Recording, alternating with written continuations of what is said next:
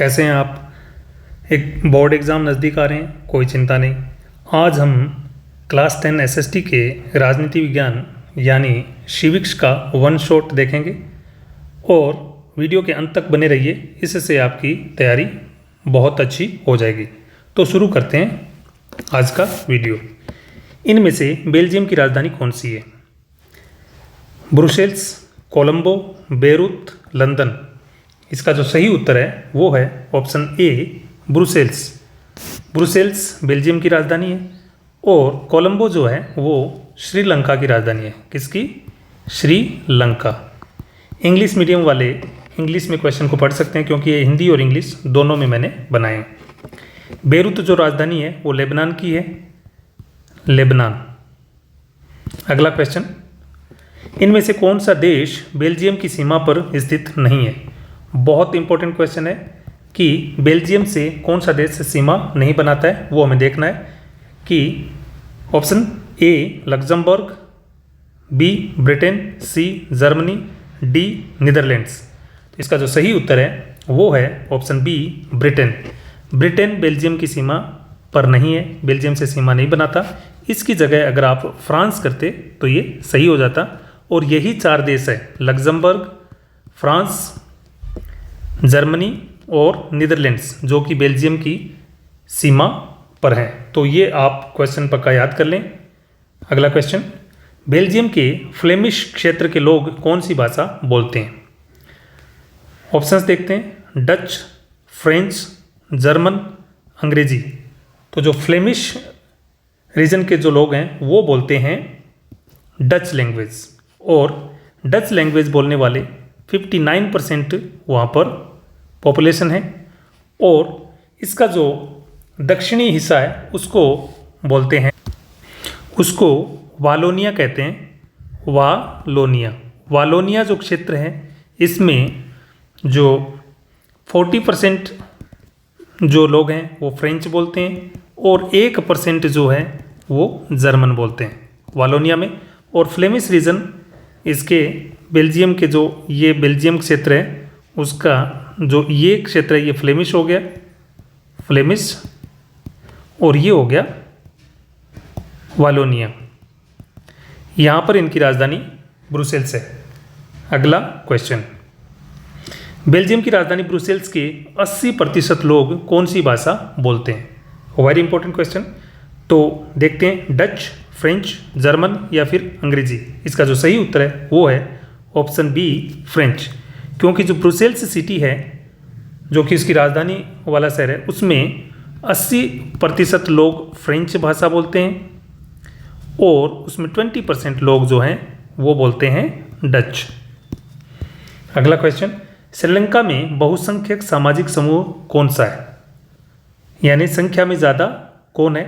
Sinhali, Tamil, Dutch या फिर French. तो इसका जो सही उत्तर है वो है ऑप्शन ए सिंहली, जो कि श्रीलंका के 74% पॉपुलेशन है। तमिल जो है वो 18% है। अगला क्वेश्चन, श्रीलंका एक स्वतंत्र राष्ट्र कब बना? बहुत इंपॉर्टेंट क्वेश्चन है, ये बहुत बार पूछा जाता है। 1948, 1947, 1950, 1951। सही उत्तर है 1948, ऑप्शन ए। इंग्लिश मीडियम वाले इंग्लिश में, अगर हिंदी में उनको समझ नहीं आ रहा तो इंग्लिश क्वेश्चन को पढ़ सकते हैं वीडियो को पॉज करके। नेक्स्ट क्वेश्चन, बेल्जियम में भाषा पर आधारित सामुदायिक सरकार यानी कम्युनिटी गवर्नमेंट किस पर फैसला नहीं ले सकती? देखते हैं, संस्कृति, भाषा, शिक्षा, व्यापार। तो इसका जो सही उत्तर है वो है ऑप्शन डी व्यापार। बाकी ये जो तीन है इन पे ये कम्युनिटी गवर्नमेंट इन पर डिसीजन लेती है, जिसमें कल्चर, लैंग्वेज और एजुकेशन आ जाता है। अगला क्वेश्चन, विधायिका, कार्यपालिका और न्यायपालिका के बीच सत्ता का वितरण किस प्रकार का होता है? यानी डिस्ट्रीब्यूशन ऑफ पावर जो होता है उसको क्या कहते हैं? तो देखते हैं, क्षैतिज, ऊर्ध्वाधर यानी लंबवत जिसको वर्टिकल बोलते हैं, तार्किक या फिर अनुपातिक। इसका जो सही उत्तर है वो है ऑप्शन ए क्षैतिज यानी हॉरिजॉन्टल, कि इसमें जो ये तीन है, विधायिका यानी लेजिस्लेटिव, लेजिस्लेचर हो गया, प्लस ये आपकी कार्यपालिका, प्लस न्यायपालिका ये इक्वल रहते हैं, एक ही लेवल पर हैं और इनकी शक्तियां बराबर होती है। अगला क्वेश्चन, केंद्र सरकार, राज्य सरकार, पंचायतों तथा नगर पालिकाओं के बीच सत्ता का वितरण किस प्रकार का होता है, यानी डिस्ट्रीब्यूशन ऑफ पावर इसमें होता है, उसको क्या कहते हैं? तो क्षैतिज, ऊर्ध्वाधर, तार्किक या अनुपातिक। इसमें जो होता है, इसमें ऑप्शन बी सही है, इसका है वर्टिकल, यानी सबसे ऊपर केंद्रीय सरकार यानी सेंट्रल गवर्नमेंट, उसके नीचे स्टेट गवर्नमेंट, ये इसके पास ऐसे दिखाएंगे कि वो इसके नीचे आती है स्टेट गवर्नमेंट, और सबसे नीचे पंचायती राज या लोकल बॉडीज। तो इस प्रकार ये जो वितरण होता है ये वर्टिकल होता है, यानी ऊर्ध्वाधर। अगला क्वेश्चन, अब ये अगले चैप्टर से है जिसमें फेडरलिज्म से हम क्वेश्चन करेंगे। ये वीडियो बहुत ही शानदार वीडियो है, आप इसको कम से कम 2 बार देखिए और वीडियो के अंत तक बने रहिए। अगला क्वेश्चन, बेल्जियम में किस प्रकार की शासन व्यवस्था है? What kind of government is there in Belgium? तो संघीय, एकात्मक, तानाशाही या राजतंत्रात्मक? इसका जो सही उत्तर है वो है ऑप्शन ए, संघीय यानी फेडरल। आगे आपके अर्थशास्त्र, इतिहास और भूगोल पर भी 1 शॉर्ट वीडियो मैं लेके आऊँगा, इसलिए चैनल को सब्सक्राइब करना ना भूलें। निम्नलिखित में से कौन सी संघीय शासन व्यवस्था की विशेषता नहीं है? तो जो फेडरल गवर्नमेंट की जो विशेषता होती है वो कौन से में नहीं है, वो हमें ढूंढना है। तो सरकार के 2 या अधिक स्तर होते हैं। संविधान में सरकार के विभिन्न स्तरों के कार्य तथा शक्तियों का वर्णन दिया होता है। संविधान के मौलिक प्रावधानों को किसी एक स्तर की सरकार अकेले नहीं बदल सकती, यानी न तो केंद्रीय सरकार या फिर राज्य सरकार संविधान के जो मौलिक प्रावधान है, यानी जो इसका बेसिक स्ट्रक्चर है, उसमें कोई परिवर्तन नहीं कर सकती है। राज्य सरकारें अपना कार्य करने में स्वतंत्र नहीं होती, बिल्कुल गलत बात है। जो भी राज्य सरकार के विषय हैं उन पर राज्य सरकार अपना शासन करने में बिल्कुल स्वतंत्र है। तो केवल डी गलत है, बाकी सारे के सारे सही हैं। तो ये विशेषताएं हैं, इनको आप नोट कर सकते हैं। बड़ा क्वेश्चन भी इससे बनता है। अगला क्वेश्चन, भारत केंद्र व राज्य सरकारों के बीच विधायी अधिकारों को कितने भागों में बांटा गया? तो भारत में तो इनको कितने भागों में बांटा गया वो देखते हैं, 3, 5, 7, 11। तो इसका जो सही उत्तर है वो है 3, कि केंद्र व राज्य सरकारों के बीच विधायी अधिकारों को 3 में बांटा गया। वो 3 लिस्ट ही है, सूचियाँ हैं। तो 3 सूची कौन सी होती है? नंबर 1 संघीय सूची यानी यूनियन लिस्ट, संघीय सूची। दूसरी जो है वो है राज्य सूची, और तीसरी जो है वो है कंकरेंट लिस्ट यानी समवर्ती सूची। तो 3 में बांटा गया, और जो विषय किसी में नहीं आता उसको बाद में अवशिष्ट सूची बोलते हैं। वो हमारे संविधान बनने के बाद में ये आया है। तो इसका वैसे 3 भागों में बांटा गया, उसको बाद में हमारी किताब में उसका नाम नहीं दिया है, तो उसको बोलते हैं वैसे अवशिष्ट सूची। और उस पे जो कानून बनाने का अधिकार है वो केंद्र सरकार को है। संघीय सूची, इसमें जो विषय होते हैं, महत्वपूर्ण विषय होते हैं, इस पे कानून बनाती है केंद्र सरकार। और राज्य सूची, इसमें राज्य सरकार इसके विषय है, उसके ऊपर राज्य सरकार कानून बनाती है। समवर्ती सूची केंद्र प्लस राज्य दोनों बनाते हैं, लेकिन अगर टकराव होता है तो केंद्र का कानून माना जाएगा। अवशिष्ट सूची पर केवल केंद्र कानून बनाता है, जिसमें कंप्यूटर विज्ञान या फिर आप साइबर सिक्योरिटी कह सकते हैं, साइबर सुरक्षा, इस पर जो कानून है वो केंद्रीय सरकार बनाती है। निम्नलिखित में से विषयों का कौन सा समूह समवर्ती सूची से संबंधित है, यानी कंकरेंट लिस्ट से संबंधित कौन सा विषय हम देखते हैं? तो प्रतिरक्षा, विदेश मामले, बैंकिंग, संचार और मुद्रा। ऑप्शन बी पुलिस, व्यापार, वाणिज्य, कृषि और सिंचाई, शिक्षा, वन, विवाह, उत्तराधिकार, मजदूर संघ, गोद लेना, एजुकेशन, ये सारे यानी शिक्षा आ ही गया। तो यहाँ पर इंग्लिश में है, और फिर बाद में आता है साइबर सुरक्षा। तो हमें क्या देखना था? समवर्ती सूची। समवर्ती सूची ऐसे विषय जिन पे केंद्र और राज्य सरकारें दोनों कानून बना सकती है। तो इसमें जो विषय आते हैं वो सही है ऑप्शन सी। तो ऑप्शन सी में शिक्षा और वन, इन पर जो कानून बनाता है वो बनाता है केंद्र प्लस राज्य दोनों।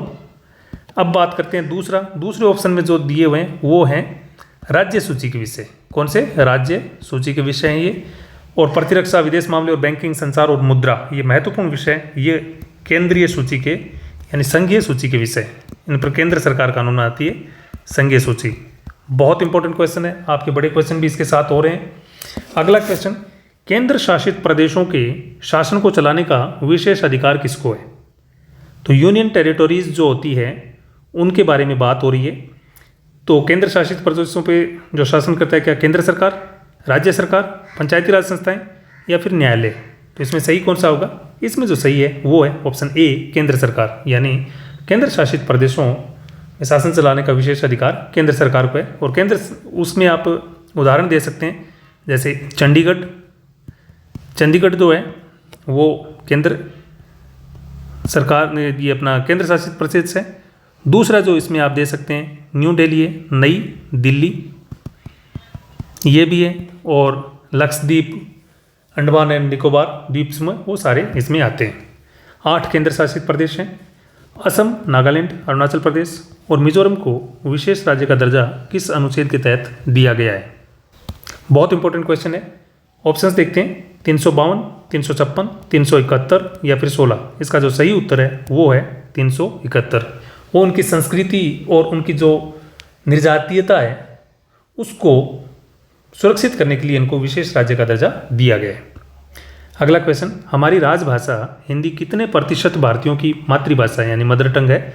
तो हिंदी हमारी ऑफिशियल लैंग्वेज है, न कि नेशनल लैंग्वेज, यानी हिंदी राष्ट्रभाषा नहीं है, हिंदी राजभाषा है। तो ऑप्शंस देखते हैं, कितने प्रतिशत लोगों की मातृभाषा है हिंदी? 30, 40, 50 या फिर 60%। इसमें जो सही उत्तर है वो है ऑप्शन बी 40%। अगला क्वेश्चन, 2 या 2 से अधिक पार्टियों से मिलकर बनी सरकार को क्या कहते हैं? Very important question. संघीय सरकार, साम्यवादी सरकार, गठबंधन सरकार या एक दलीय सरकार?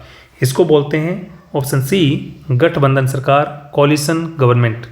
अगर वीडियो स्लो है तो आप इसकी स्पीड बढ़ाने के लिए उसको 1.5x, 1.25x उन पे कर सकते हैं। और अपना उत्तर देने के पहले वीडियो को पॉज जरूर करें। अगर याद करना है तो वीडियो को कम से कम 2 बार देखें। अगला क्वेश्चन, भारतीय संविधान की 8वीं अनुसूची में रखी गई अनुसूचित भाषाओं की संख्या कितनी है? तो 8th शेड्यूल और उसमें भी जो रखी गई भाषाएं हैं उनको अनुसूचित भाषाएं कहते हैं। तो कितनी है उसमें? 20 है, 22 है, 24 है या फिर 26 है? तो इसमें जो है ऑप्शन बी 22 भाषाएं हैं और हिंदी भी एक उनमें से है। हिंदी एक शेड्यूल्ड यानी अनुसूचित भाषा है। केंद्र और राज्य सरकार से शक्तियों को लेकर स्थानीय सरकार को दिया जाना क्या कहलाता है? Very very important question. यानी केंद्र और राज्य सरकारों से शक्तियां लेकर के स्थानीय स्तर को दे दिया जाना क्या कहलाता है? सत्ता का केंद्रीकरण, सत्ता का विकेंद्रीकरण, सत्ता का निम्नीकरण या इनमें से कोई नहीं? तो इसका जो सही उत्तर है वो है ऑप्शन बी सत्ता का विकेंद्रीकरण यानी डिसेंट्रलाइजेशन ऑफ पावर। और ये जो स्थानीय निकाय है उसमें पंचायती राज संस्थाएं और नगरीय व्यवस्थाएं जैसे नगर पालिकाएं वो आती है। नेक्स्ट क्वेश्चन, महिलाओं के लिए 1/3 आरक्षण की व्यवस्था किसके अंतर्गत की गई है? बहुत इंपॉर्टेंट क्वेश्चन है। लोकसभा में की गई है, विधानसभा में की गई है, पंचायती राज या स्थानीय निकाय में की गई है या फिर राज्यसभा में की गई है? इसका जो सही उत्तर है वो है ऑप्शन सी पंचायती राज या स्थानीय निकाय, लोकल बॉडीज कहते हैं इनको, इसमें व्यवस्था की गई है। और ये जो अधिनियम है वो 1992 में आया था। कब? पंचायती राज अधिनियम 1992।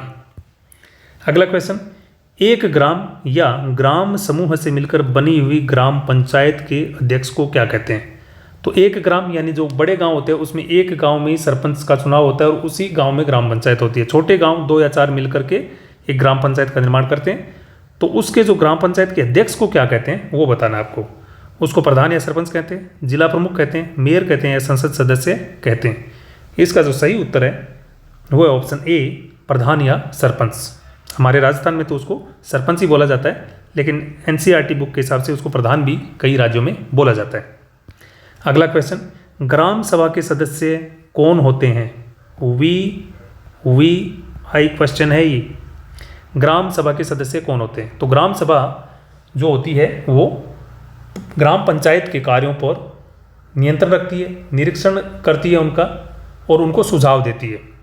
तो ग्राम सभा के सदस्य कौन होते हैं देखते हैं। ग्राम के सभी मतदाता, ग्राम के सभी लोग, ग्राम के धनी लोग, ग्राम के केवल पुरुष मतदाता। तो इसका जो सही उत्तर है वो है ग्राम के सभी मतदाता, यानी जो सारे लोग नहीं होते, जो वोट नहीं देते हैं वो ग्राम सभा के सदस्य नहीं होते हैं।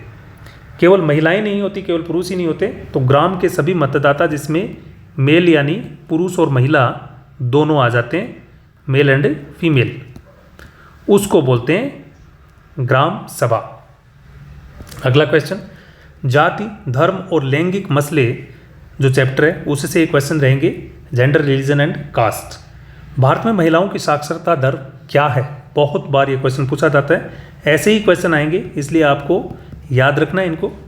40, 54, 76 या 22। इसका जो सही उत्तर है वो है ऑप्शन बी, 54% भारत में महिलाओं की साक्षरता है और 40% जो भारतीय हैं उनकी मातृभाषा हिंदी है। मातृभाषा क्या है? हिंदी है, मातृभाषा हिंदी। और फटाफट देखते हैं, 76 पुरुष साक्षरता है भारत में, पुरुष साक्षरता। और 22 हमारी अनुसूचित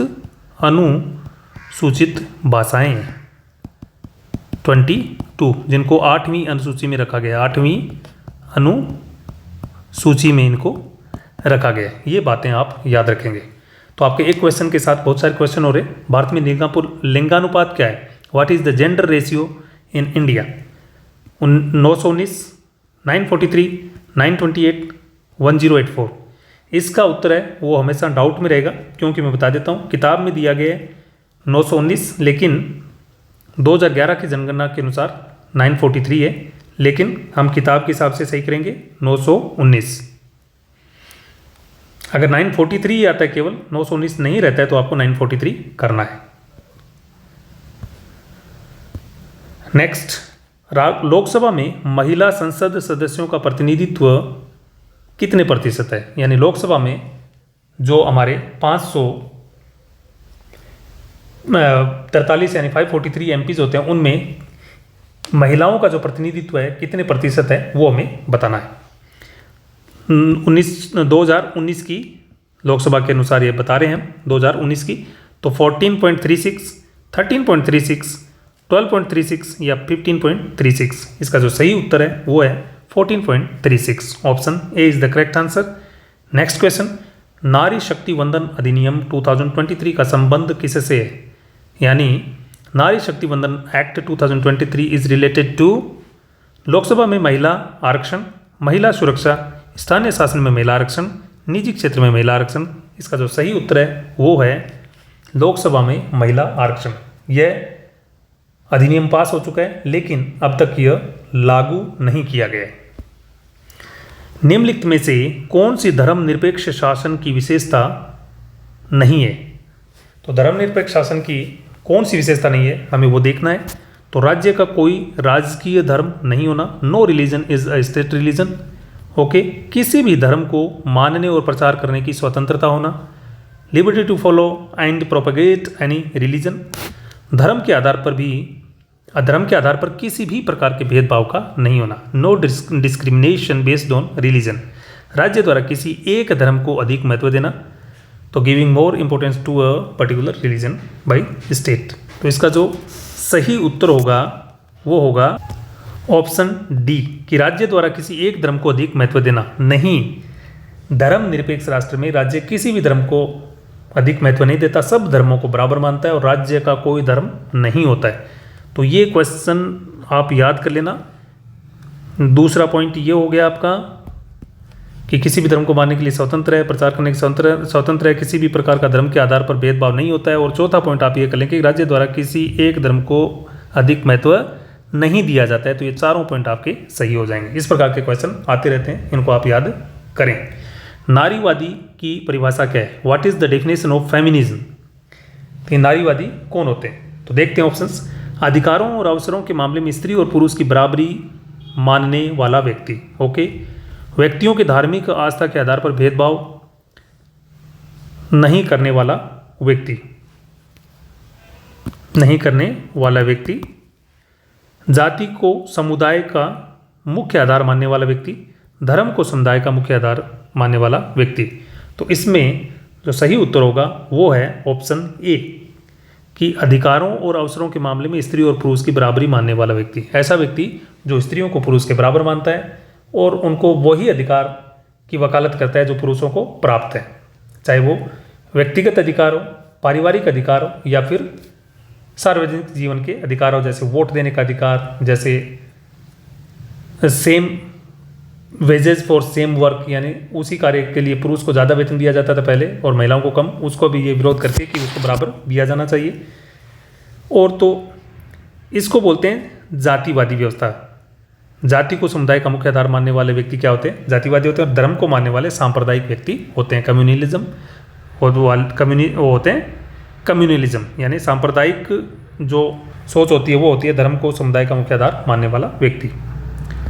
अगला क्वेश्चन, राजनीतिक दल। वेरी इंपॉर्टेंट टॉपिक चैप्टर है राजनीतिक दल।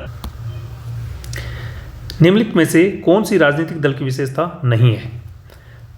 तो ऑप्शंस देखते हैं। लोगों का एक संगठित समूह, चुनाव में भाग लेना, सत्ता प्राप्त कर सरकार चलाना, शक्ति के माध्यम से सत्ता प्राप्त करना। बहुत इंपॉर्टेंट है, इसमें डेफिनेशन भी आपकी पूरी हो गई है। तो इसका जो सही उत्तर है वो ऑप्शन डी कि शक्ति के माध्यम से सत्ता प्राप्त करना नहीं, चुनावों के माध्यम से ये सत्ता प्राप्त करते हैं। तो ये लोगों का संगठित समूह चुनावों में भाग लेते हैं और सत्ता प्राप्त कर सरकार चलाना उनका उद्देश्य होता है। तो ये है राजनीतिक दल। अगर आप चैनल पर नए हैं तो चैनल को सब्सक्राइब जरूर करें, क्योंकि राजनीतिक यानी सिविक्स के अलावा हम और 3 सब्जेक्ट्स के जैसे भूगोल, अर्थशास्त्र और इतिहास के 1 शॉर्ट वीडियो लेके आऊँगा। तो उसका नोटिफिकेशन आपको टाइम पर मिल जाए। 1-1 घंटे के भी वीडियो नहीं रहेगी, 40-40 मिनट के वीडियो में आपका पूरा रिवीजन और आपके महत्वपूर्ण सारे क्वेश्चन इसमें हो जाएंगे। अगला क्वेश्चन, कौन सा एक राजनीतिक दल का कार्य नहीं है? तो कुछ कार्य दिए गए हैं जो राजनीतिक दल करता है, उनमें से एक कार्य नहीं है। हमें जो कार्य उसका नहीं है वो ढूंढना है। चुनाव लड़ना, सरकार बनाना तथा चलाना। Okay. To contest elections, form and run governments. Very good. दल की नीतियों और कार्यक्रमों को मतदाताओं के सामने रखना, कानून का निर्माण करना, चुनावों का बहिष्कार करना। ओहो, तो इसका जो सही उत्तर होगा आप लगाएं तुरंत। इसका जो सही उत्तर है ऑप्शन डी, चुनावों का बहिष्कार करना। तो ये सारी राजनीतिक दल की विशेषताएं ऑप्शन डी को छोड़ के चुनावों का बहिष्कार नहीं करते हैं। ये तो चुनावी प्रक्रिया में भाग लेकर ही सत्ता प्राप्ति करते हैं और सरकार बनाते हैं। तो ये सारे के सारे इसके जो है विशेषताएं या कार्य हैं, केवल इसको छोड़कर। अगला क्वेश्चन, भारत में कौन सी दलीय व्यवस्था है? What type of party system is there in India? देखते हैं, एक दलीय व्यवस्था, द्विदलीय व्यवस्था, बहुदलीय व्यवस्था या फिर इनमें से कोई नहीं। तो भारत में जो व्यवस्था है, इंपॉर्टेंट क्वेश्चन है, आपको इसका उत्तर लगाना है पहले, फिर चेक करना है। बहुदलीय व्यवस्था है भारत में।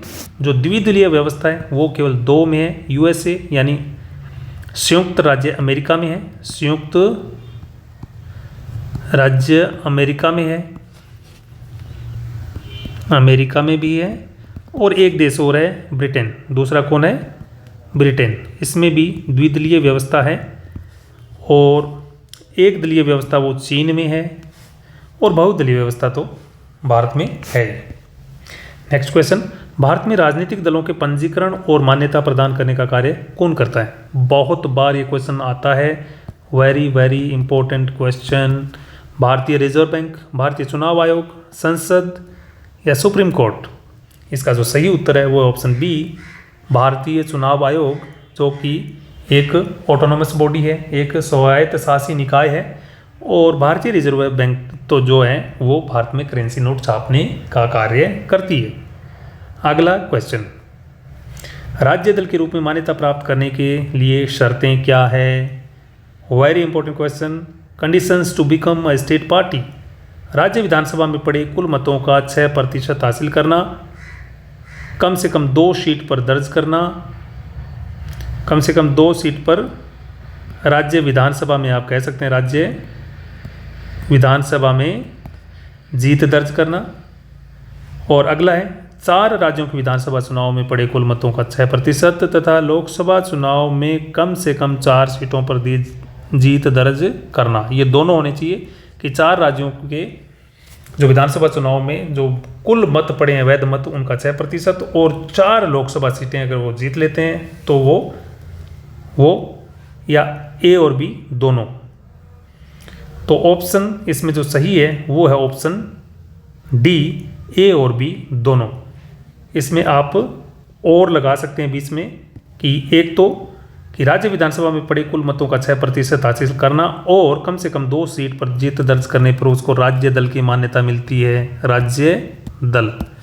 और ये जो सी वाली विशेषता है वो राष्ट्रीय दल के लिए, इसको आप अलग से याद कर लें, लिख लें, ये राष्ट्रीय दल बनने की विशेषता है। ये दोनों मिलकर आपको राज्य दल बनाती है, ये अकेली आपको राष्ट्रीय दल बना देगी। अगला क्वेश्चन, भारत में कितने मान्यता प्राप्त राष्ट्रीय दल हैं? Options 4, 5, 6, 7। Correct answer is option C, 6। इसमें अगर आप नाम लिखेंगे तो बहुत अच्छा क्वेश्चन बन जाएगा आपका। इसमें आप कर देंगे पहले कांग्रेस जो कि 1885 में बनी है, दूसरे में आप करेंगे बीजेपी यानी भारतीय जनता पार्टी जो कि 1980 में बनी है, तीसरे में आप करेंगे तृणमूल कांग्रेस, तृणमूल कांग्रेस और जो कि ममता बनर्जी की पार्टी है, 4 नंबर पे आप करेंगे इसमें बहुजन समाज पार्टी, बहुजन समाज पार्टी। इसका जो निर्माण किया है वो किया है कांसी राम ने, और कब? 1984 में। याद रखना इन चीज़ों को। 5 में नेशनल पीपुल्स पार्टी यानी एनपीपी, इसका गठन हुआ है 2013 में। इसका किया है गठन पीए संगमा ने।